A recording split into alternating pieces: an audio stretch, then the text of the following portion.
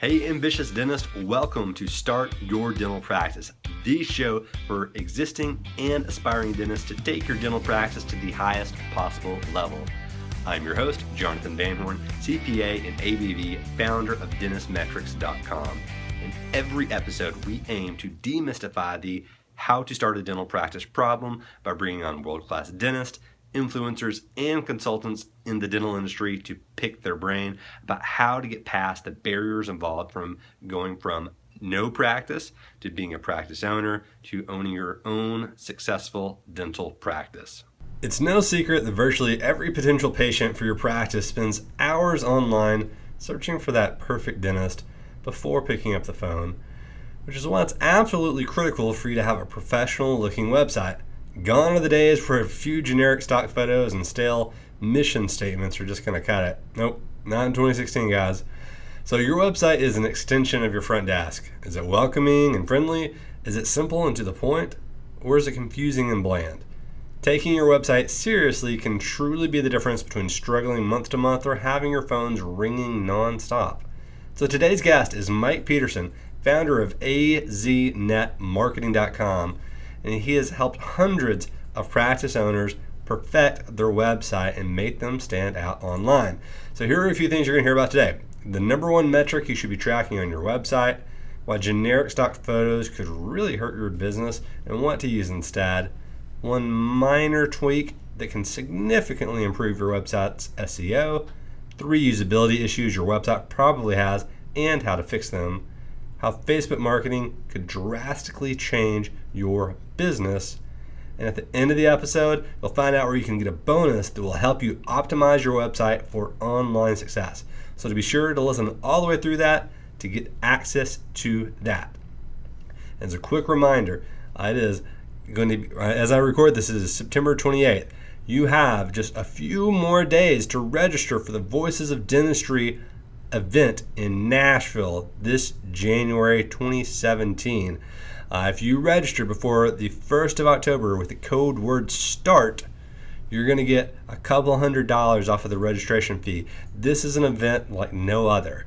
If you like podcasts, if you listen to podcasts, this is the event for you. All the big names are going to be there, myself included. So if you've ever wanted to look or see what a lot of podcasters look like and how awkward we can be in person, then this is the event for you. Come on over to Nashville. It's going to be a great event. There's going to be CE. It's going to be an event like no other. So guys, remember, go to voicesofdentistry.com, use the code word START to get a couple $100 off of your registration, and I hope to be able to shake your hand and meet you soon. Now.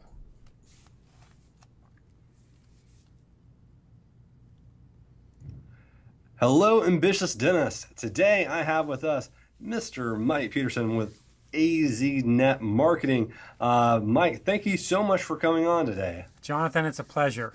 Did I get the name of the business right? Yes, you did. I tell you, there might be a rebranding in the near future. I picked AZ for Arizona way back in the day. This was a long time ago, 6-7 years ago, and then now I'm all over the country and actually in Canada and Australia now. So AZ really doesn't have any branding anymore. So that could be in the near future. But yes, it's AZNet Marketing. Yes. Okay, I thought it was supposed to be A to Z marketing is what that was supposed to be referencing. Gotcha. There you go, though. So yeah, there might be a rebrand in the near future. Very cool, very cool. So Mike came onto the show to talk to us a lot about just the usability of your website. So if you've got one of these cookie cutter websites that you pay, $100 a month or something like that, or a couple $100 a year to have a website set up to where you basically just have an information sheet on the internet somewhere to point people to whenever they're coming to your website, then this is going to be the interview for you. So, Mike, whenever I go and speak to any dentist, obviously I try and look at their website to try and see what's going on in their practice. And I'm just astounded by how many practices still just have an obvious cookie cutter boilerplate website out there. So is this just rampant in the industry, or is it just me being biased? No, it's rampant. It's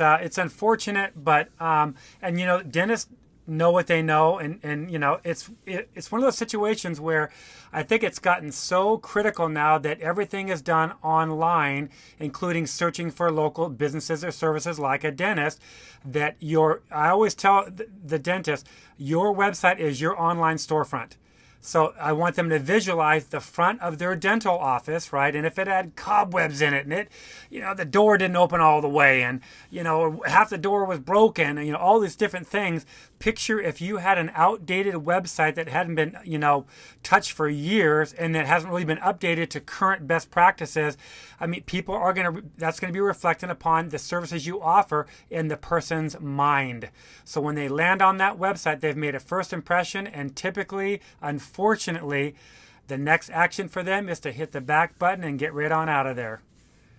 It really is. And today, I really, if I can't figure out the next step of me discovering something very easily, I'm gone. And even just so, for example, if I am if I've got my kid around me, if I've got my wife, and we're all trying to get something done, and I'm trying to find like a restaurant, and I get in there and I see that their phone number is not a link to be able to call them. Doesn't that drive you crazy? It takes me an extra 3 minutes to click out, look at the number. I'll try and copy and paste it. It won't work. It'll only copy, like half of the page, or something will get messed up. And I'll get frustrated, and that has cost businesses my business, because I get frustrated and want to leave. Is that kind of some of the stuff that happens inside the dental industry? Well, yeah, the first thing that a dentist needs to understand is what's the number one goal of their website. And it's pretty much the same across, the industry, which is to get a phone call. That's it. And then number two maybe would be a form fill.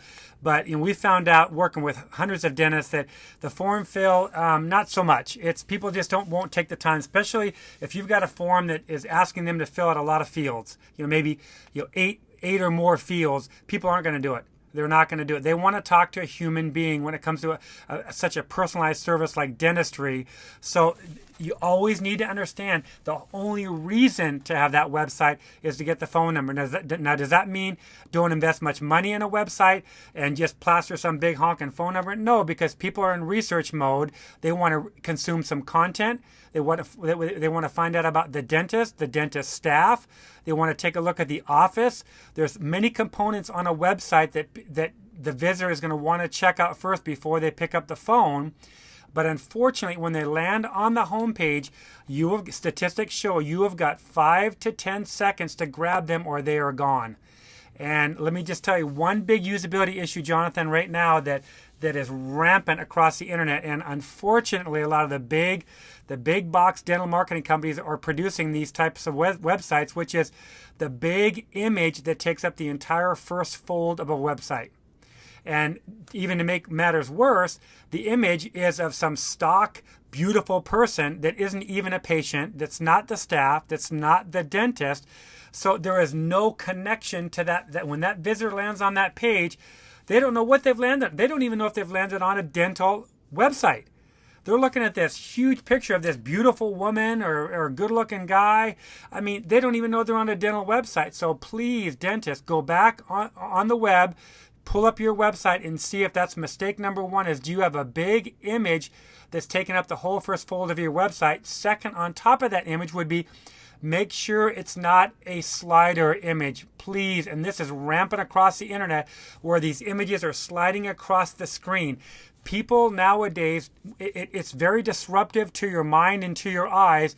If you're trying to consume some information and all of a sudden that information's gone and the next slider image comes up, that's an agitation to the consumer. And when you agitate a consumer, they are gone. Yeah, I've never understood those. I knew back in the day whenever, you were trying to get as much the theory was the more content, the better in front of someone. And so, hey, how about this really nifty slider that can show 10 different things to somebody? And now people are in much more of an immediate need, it seems like. So they don't want to see, a picture of the Niagara Falls whenever you're in Arkansas. I mean, they want, they want to they're coming to your website for a reason, right? They're coming to look for content. They're coming to look for information that's going to validate their decision to use you for services. Yep. So how do you go about giving that to someone without doing the agitation and all those other things? Well, that's a great question. Well, remember this.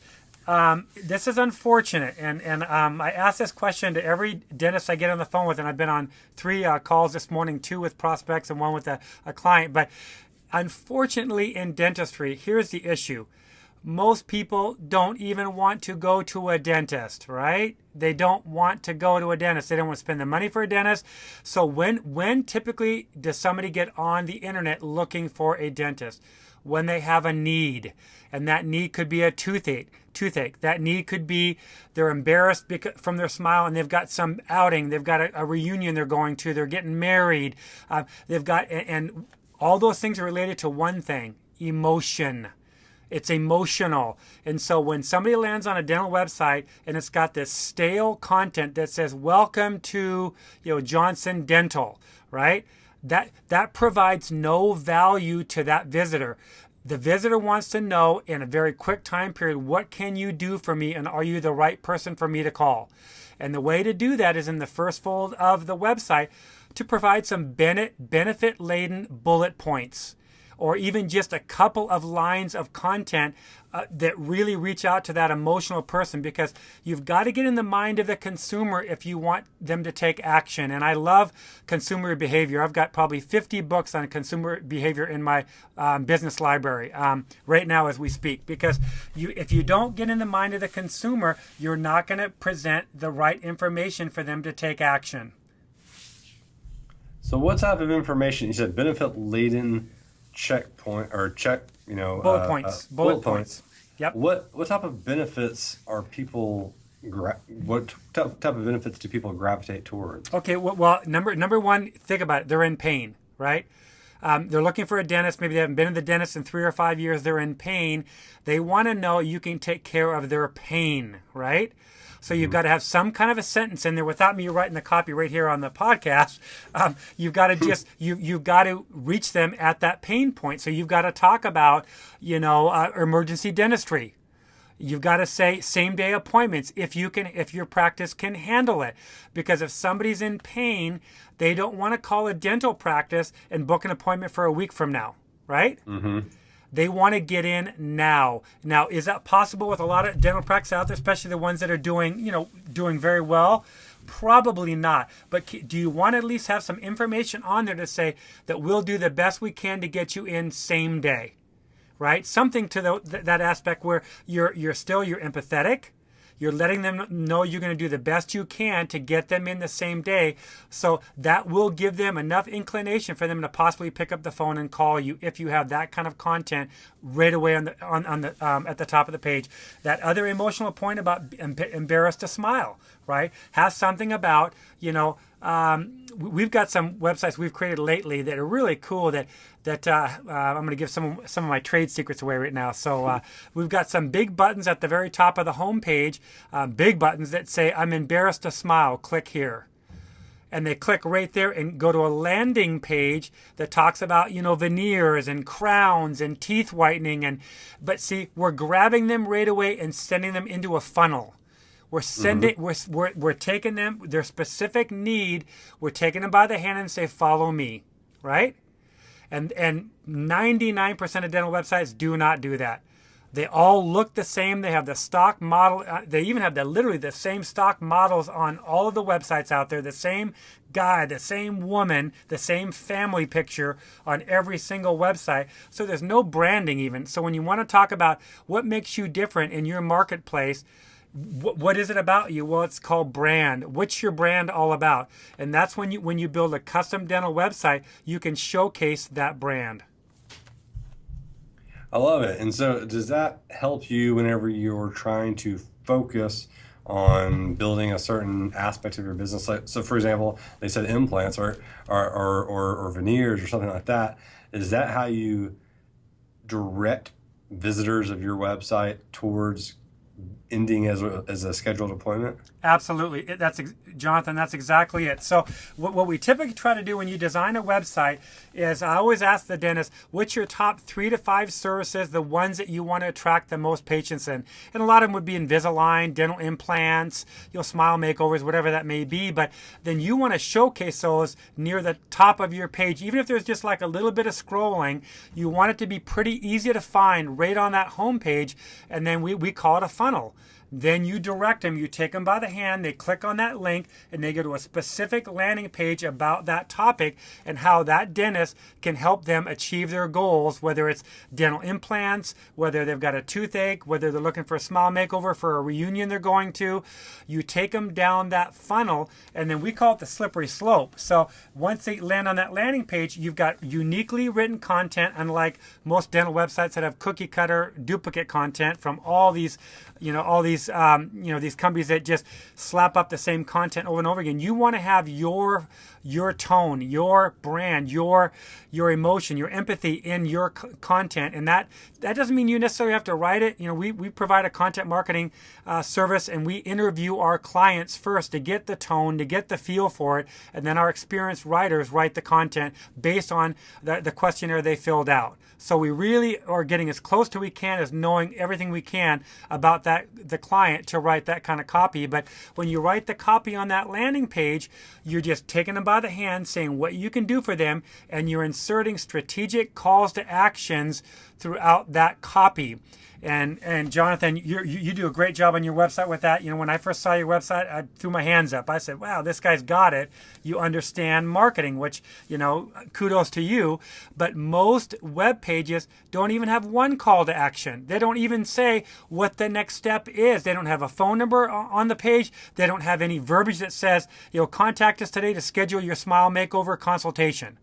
And nothing like that. And that kind of a phrase has to be specific to that content, and you need to have it 2 to 3 times on that page, because they might be in skim mode. They might go down to a subsection of the content that grabs their attention, and they might have skimmed right over that call to action. So you better have 2 to 3 call to actions on every web page of your website. And so if you're trying to get someone to do something specific whenever they're coming to your website, how do you gauge if you've been successful or not in going from, my mind says we could look at the amount of traffic you were receiving beforehand versus the new amount of traffic, and seeing what the results were prior to after the change. How do you measure that with any type of certainty? Because as everyone knows, it's kind of hard to track marketing sometimes.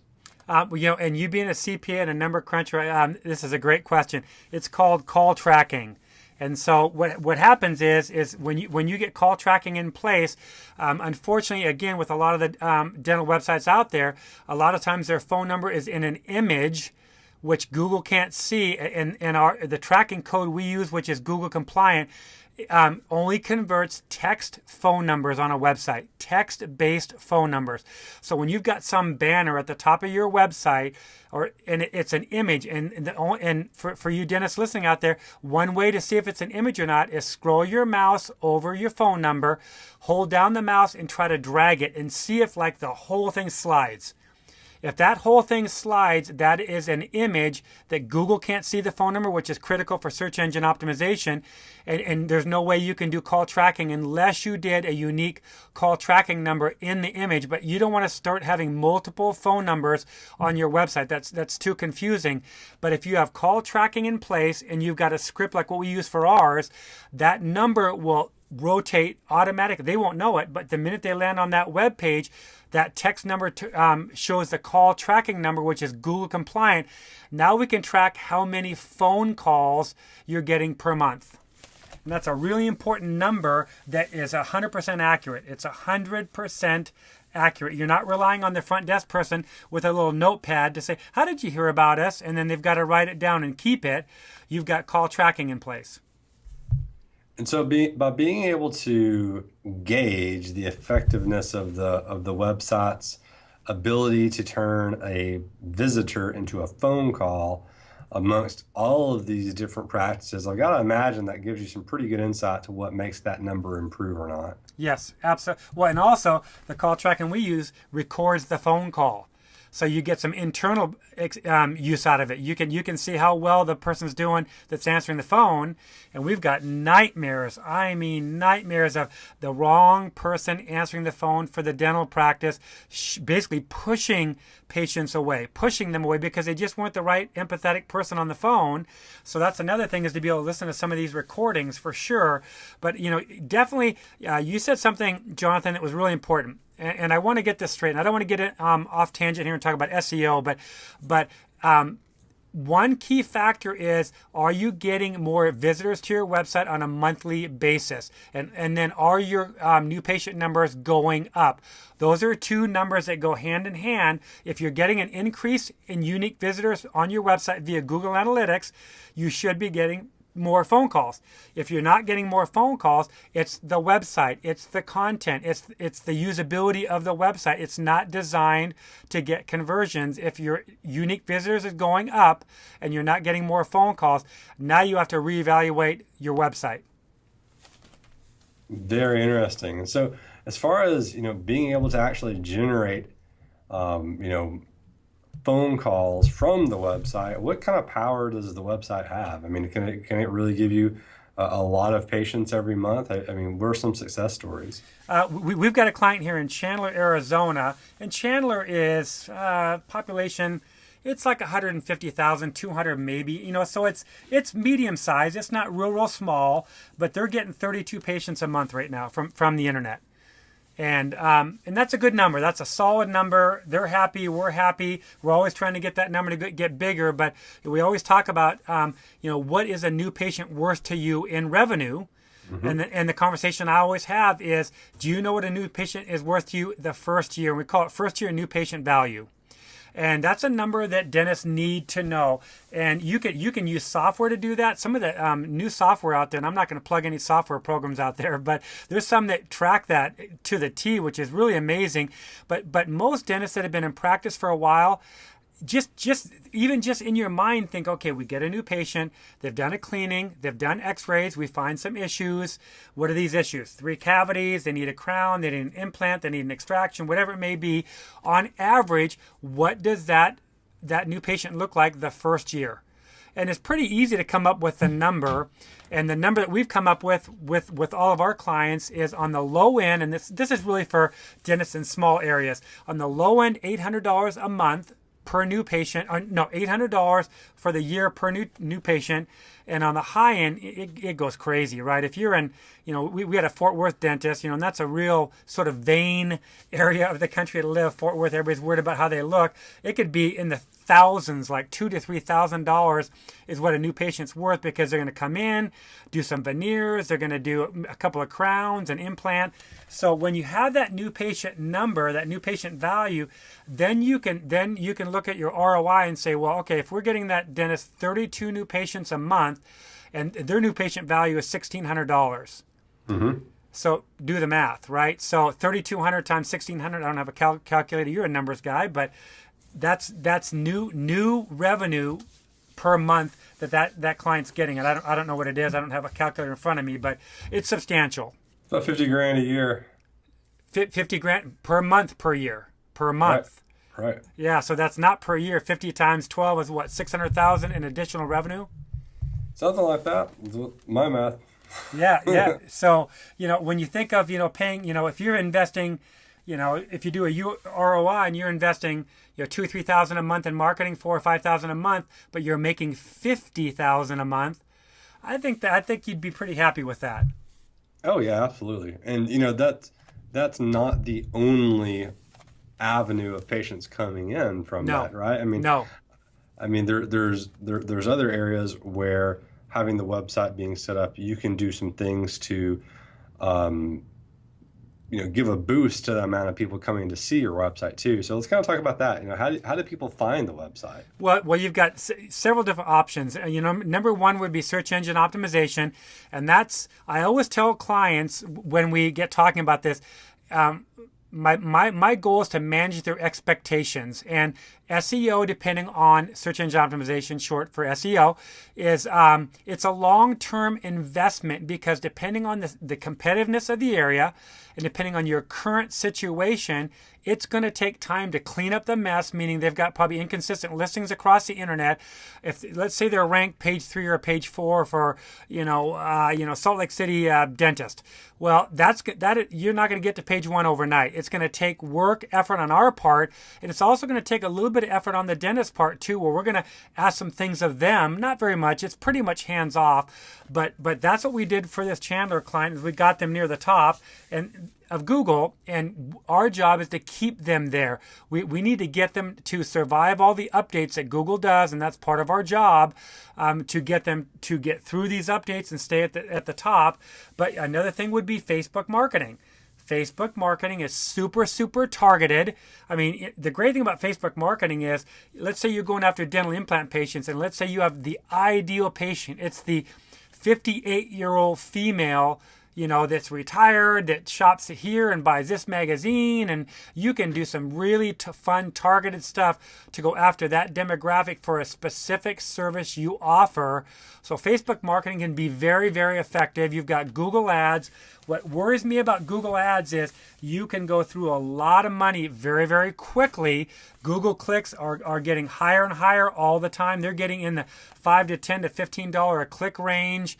And if you don't have somebody monitoring that campaign almost daily, you can blow through thousands of dollars a month and not see an ROI. So Google AdWords, it's effective, but it's time consuming, and you've got to have somebody you trust in your corner that's managing those campaigns. Oh yeah, absolutely. You can burn through money so fast. I've done research on, when I say research, I've looked at people in my area, and I'll see ads for them, and it'll just be, I know they've got to be spending $5 or $10 for that click, and I'll see it, and I can see from the meta description that it's a dead link. Yep. that's being sent out. Isn't that incredible? And it's like you're spending, you're sending this out, you're broadcasting this to, probably 100 people a day. I mean, come on, like why are you just burning that money on, literally lighting it on fire? So those are some really cool, interesting ways of actually getting traffic to your website. How do you utilize Facebook to get more eyes on your website? Well, that's exactly what I said when you do Facebook marketing. So you actually do the pay-per-click platform within Facebook. So you come up with your audiences, and you go after a specific demographic. And the cool thing with dentists is they'll want a certain service. Maybe sedation dentistry. Maybe it's sleep apnea. Maybe it's it's Invisalign. Whatever it may be. When you pick a specific service and then you get that ideal demographic, then the next step is you've got to have the right landing page on your website. And one thing, just like you said, dead link, I'll tell you almost the next worst thing to a dead link is sending somebody from a specific ad to the home page. Mm-hmm. What in the heck? If you just ran an ad for Invisalign and they land on your home, and I've seen ads where they go to the home page for Invisalign and the dentist doesn't even have Invisalign on the home page of their website. And yeah, that's just a complete waste of your money. So you've got it goes all the way to the end, where when they make that click, what is the person seeing next? Is there a disconnect, or is it seamless from that click off Facebook to the landing page they're on? And then is that landing page designed in a way to entice the conversion, which is really, really important. So as far as other ways of getting people in, you talked about, you mentioned SEO, which I find it's kind of like there's an enigma surrounding SEO nowadays. Yep. Of what actually makes the websites tick. So this usability you were talking about, does Google care about the usability? Yes, absolutely, 100%. And part of that usability would be what we call bounce rate.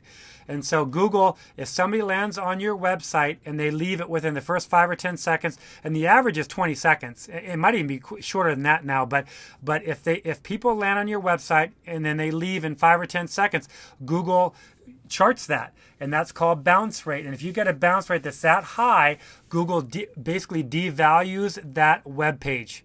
And so when it comes to a usability standpoint, you want them to land on a website, whether it's your home page or an internal service page. You want to have a good enough content. You want to be able to pull them in to consume that content long enough to where that bounce rate's in 30 seconds, 40 seconds. And that's a pretty tough thing to do, especially when you're talking about dentistry, because I hate to say it, folks, but it's not too glamorous. It's not I don't think people are yearning to consume a 800-word web page on veneers. But if you've got somebody that searched for porcelain veneers in your area, and you had the luxury that they landed on your web page, if you've got valuable content that answers their questions, you will get the phone call. So yes, driving traffic to a website that has usability in place is a huge factor. So whenever you think back to the old adage of someone has to know, like, and trust you, yep, in order to spend any significant amount of money with you, what point in that know, like, and trust does the website address? Is that the know part? Is that the like part? Is that all of it? Well, the know part's a tough one, right? Because they're looking through a computer screen. So, but the like and trust part, well, here's a great thing to bring up that you asked. So, like on the homepage, here, let me give you an example. So, if you've got a dental homepage and you love the area you live in, and you've got this scenic picture, right? And it takes up all the first folder of your homepage, and we've had many dentists that wanted that I fought tooth and nail to say no, you're a dentist, you're not a landscaper, you're not a photographer, you're a dentist. So what you want to have on your homepage, don't hide behind your dental practice, should be a picture of you. A professional picture of the dentist should be prominently on the homepage. That because people want to know who's going to be inside their mouths, right? Yeah. They want to know, and the quickest way is a picture. That's number one. So dentists out there, if you don't have a picture of yourself, get a picture of yourself and put it on your homepage. The next best thing, it's actually even better than a picture, is, God forbid, a video. And video nowadays can be shot with a smartphone, and we instruct most of our dental website design clients. We'll tell them exactly what to do with a smartphone to shoot a raw video. They send it to us. We spruce it up. We make it a little bit more commercial, and then we go live on their homepage with a video. And there's nothing better than when somebody lands on a website and can immediately see a video, and they click on it, and the dentist has this warm, empathetic tone to them. And it's not me. The dentist isn't talking about how long they've been in dentistry and blah. They're talking about what they can do for that visitor in their dental practice. So remember that if you shoot a video, it should be what you can do for them. It's not about you, it's about them. So having wait a minute. You're saying that people don't really care about what accolades you've created in all those years you spent in school. Come on. you can I love to laugh too. You can plaster that on your about page if you're so inclined. And hey, I applaud dentists really for continuing education, for getting accredited at really high levels with like the AACD, for instance, cosmetic dentistry, dental implants, oral surgery. That's all amazing. But people don't care about that. They only care about what you can do for them in that moment when they land on your webpage. That's it. So your about page. Now remember though, the about page is the second most clicked on web page on the internet, on a website. The about page. So there is a way to create your about page, and I'm going to give a little sneaky tip here. So when people click on your about page, human nature says, let me talk about myself, because they want to know. They clicked on that link at the top of my webpage, says that the about page. Don't do it. The first paragraph or two still talk about what you can do for them. Be in the on the What's in It for Me channel, the WIFM channel. What's in it for me? The first paragraph should still be empathetic and resonate with that visitor, and then within about the third paragraph, sure, then talk about your credentials. Maybe you've been published in certain magazines, and then talk about your family. That should definitely be on your about page, because people want to know about you personally.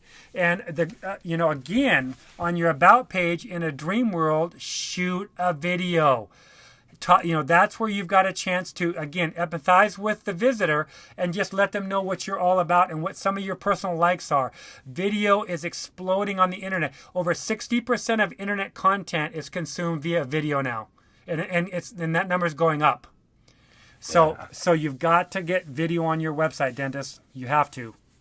So, and the guys, if you're out there listening in and thinking about this, really think about, ask your husband or your wife, whomever is your spouse, your mother, your father, your best friend, and really ask them, like, hey, if you went to a website and they had like a guided tour, or they had, that you got to meet the doctor, is that going to be something that you would find value in before going to that dental practice? If you just moved in town and you didn't have anybody to refer you to, or you didn't know any other dentist out there, and you were going to search for someone to do something specific for you, be it Invisalign or implants or, sedation dentistry or painless dentistry or whatever it is, would you enjoy getting to meet the dentist before you actually went into the practice?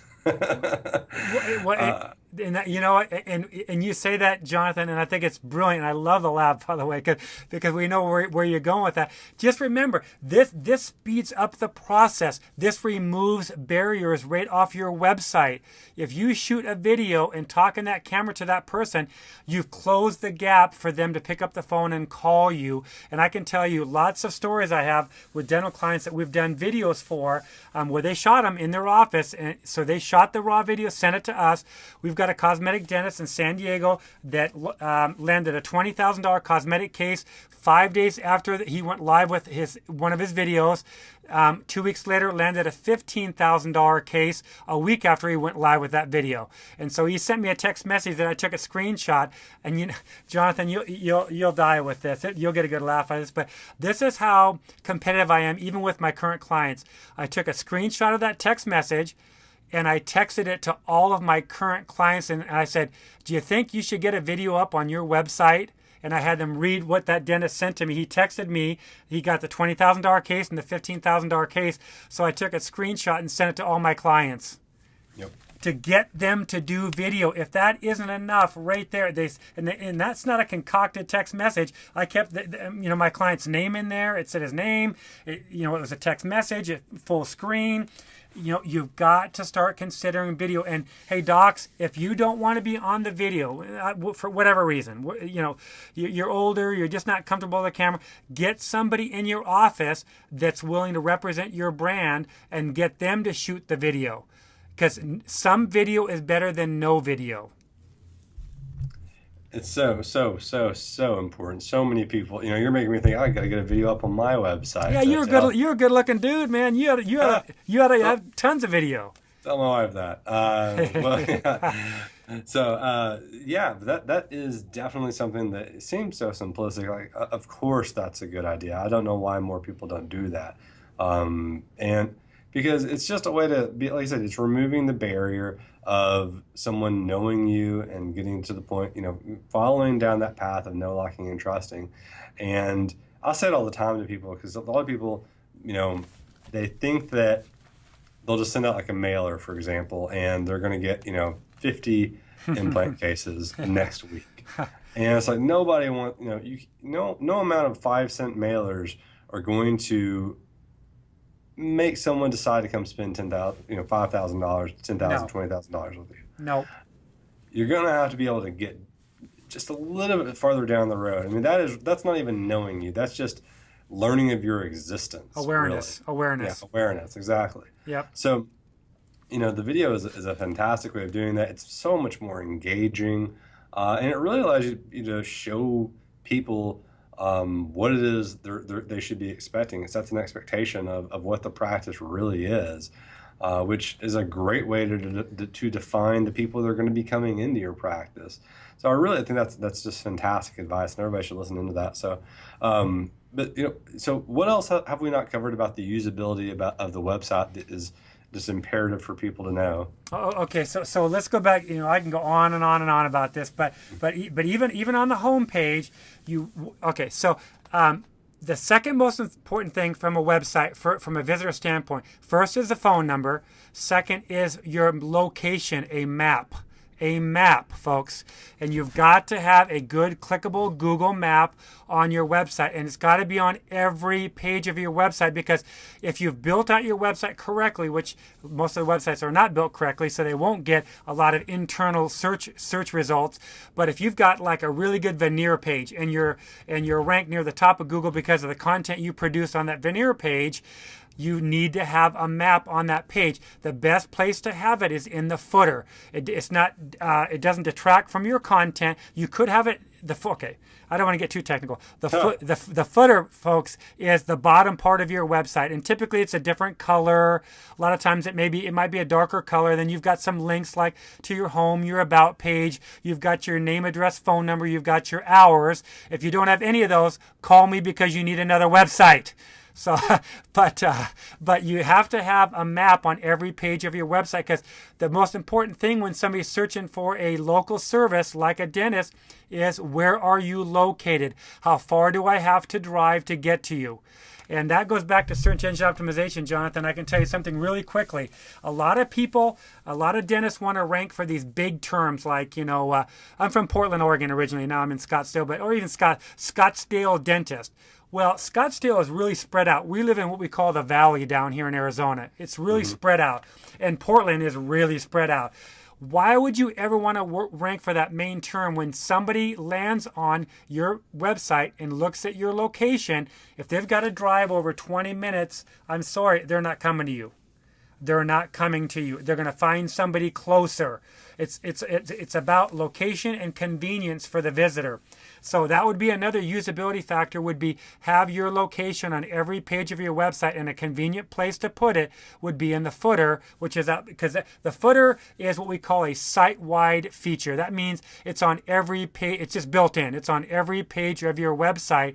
So if somebody lands on an interior page, and of course, if they're interested, they're going to scroll, and pretty soon they're going to hit the bottom of your web page. There's your map right there. So that's really important to have a map on every page of your website. Very interesting stuff. Very interesting stuff. So, like you said, you could probably go forever hours. on usability, UX, and the way to lead potential patients down the path, actually picking up the phone and getting on the line, and actually calling your front desk, and then your front desk actually getting that person to convert into being a patient. Yes. But I really appreciate you taking the time today to come on with us and talk. What's a good way for someone to be able to connect with you if they have any other questions in regards to website, usability, etc.? Well, I'm on Twitter and LinkedIn and Facebook, and our corporate website is www.aznetmarketing.com, and it's A letter alpha, Z as in zebra, second word net, third word marketing.com, and we offer a free report on there as well. Google updates so often that I've now got to go back in and update my report. Thank you, Google. But it's still a great report on how to attract more patients from the internet. So even if you got it, it's still got the Google basics, but it's things have changed so rapidly. I've got to go in and update the Google section of it. But they can go get a free report there. On Twitter, I'm just at Mike Pedersen, MikePedersen. Same with Facebook. LinkedIn, same thing, my name. So I've kind of branded my name across the internet, which I was lucky to be able to grab my name, because like all of us, we've got our, what do you want to call it, our wicked twins out there that have the same spelling and all that good stuff. But yeah, they can just go to the website, and I'm more than happy to spend a couple of minutes on the phone with anybody. I can't, I don't have a lot of time to be able to break down, a full phone call, but if somebody hears this and they just want to get, an idea of, hey, what's going on with their website, I'm more than happy to get on a telephone call with them, and even do a screen share and spend 5 or 10 minutes just kind of showing them some things that they can improve on their website. Great, yeah, and Mike is a wealth of information. I mean, even just him calling and us talking for the first time, he said, "Hey, by the way, you've got A B C D E F that you're screwing up on your website." No, Jonathan. Hey, wait, no, back up. Your website is one of the best for consultants I've seen out there. Honestly, you've done a phenomenal. You ought to be proud of yourself. You've done a great. And think about this. Every website, I don't care who you are. I'm thinking about redoing my homepage right now, and I just redid it 2 months ago. 2 months ago, because it just evolves, and you've got to see and remember, just like you testing and tweaking and seeing what kind of are you making the numbers better.